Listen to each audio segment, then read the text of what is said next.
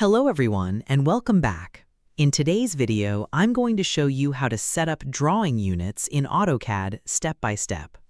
Setting the correct drawing units is important because it ensures your designs are created with accurate measurements from the very beginning.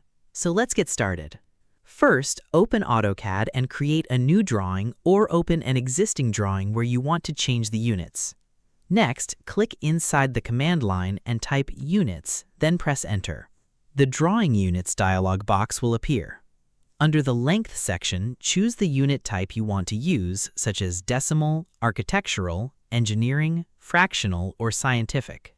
Next, set the precision to the level of accuracy you need for your drawing.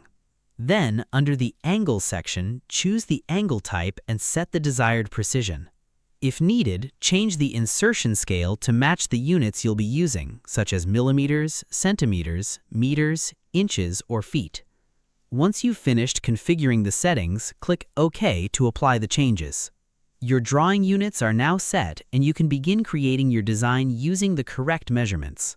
And that's it. You've successfully set up drawing units in Autocad. Thanks for watching. If you found this tutorial helpful, don't forget to like this video, subscribe to the channel, and turn on notifications for more AutoCAD tutorials, CAD tips, and design guides. See you in the next video.